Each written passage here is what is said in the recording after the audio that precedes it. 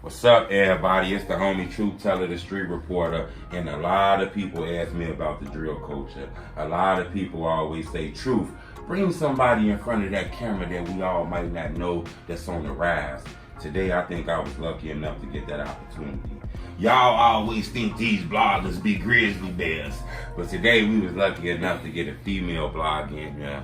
Now, for the people who don't know what's going on, you'll tell them exactly what your name is and where you're from. My name is Richie. I'm from Bro Code by Richie. That is my podcast. Chicago, of course. My podcast is Chicago based.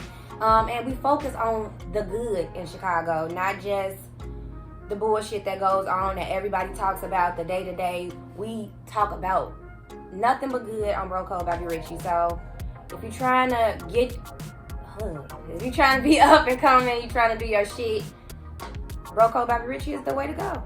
I think that's dope. The Bro Code, you say you developed that idea when I was talking to you from a friend of yours who might have passed away, right? Yeah. Yeah. My best friend Preston. Preston, he was into the blog and stuff too? No.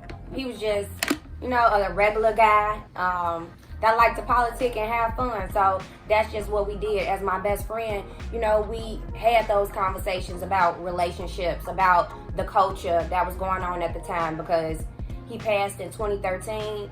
That's when Chief Keef was coming up and becoming big. So around that time, that's when everything started going.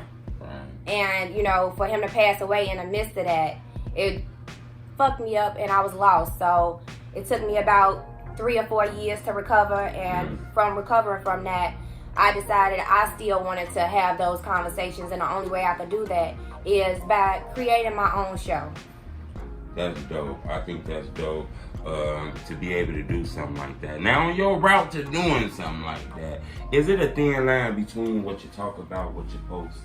Absolutely. Is it hard, certain subjects you don't want to touch on? And stuff Absolutely, like absolutely. For example, I just had RichWayTilla on my show. Okay. We all know him from, his baby girl passing. Story, yeah. And for the most part, when he first came and started doing media after his baby girl passed, it was a shit show. Right.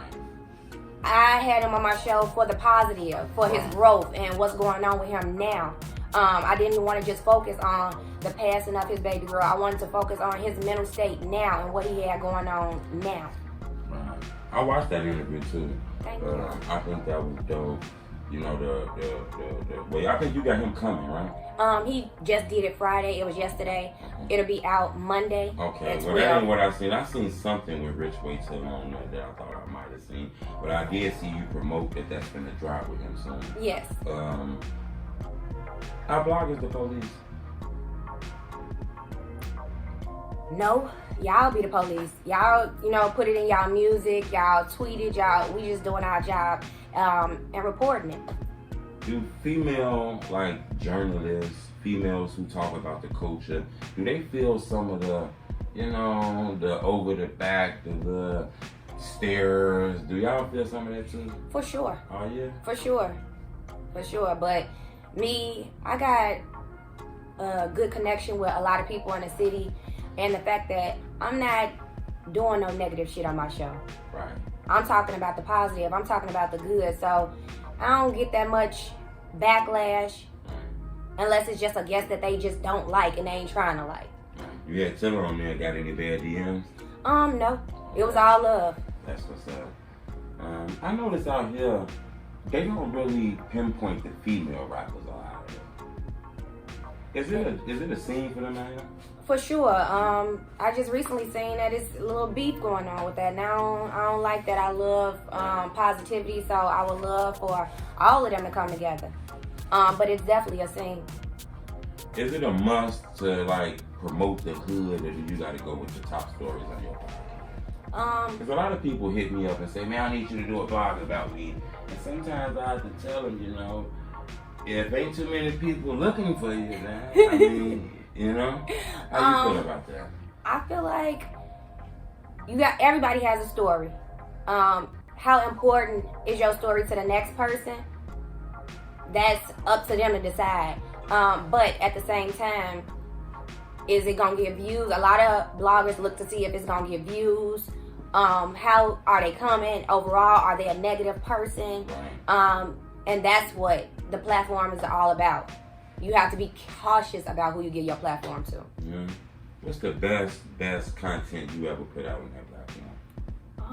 The best. And why?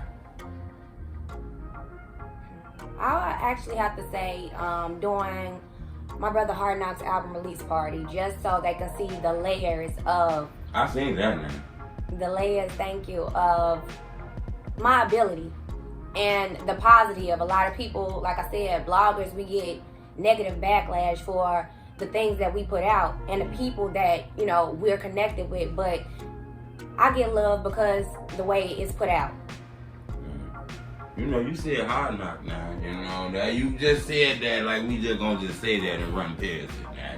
You know, he kind of now is a player in the drill culture, okay?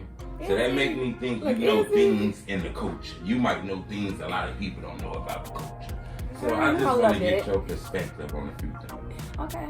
And I'm going to ask you this question here, because this kind of like a line straddle, but I am going to ask you. And I'm going to ask you this without being police. Okay. But I am going to ask you, okay? Let's get into it. What's the first thing that's coming to your head when I ask you about NBA Youngboy and Lil Durk? Because I see the internet is fire right now with that. Is that good for like communities? Because they kind of real huge in the rap game and all the young people watching. And that's the thing, like you said, young people and the internet. It is what it is. It's internet beef. I don't feel like it's anything serious.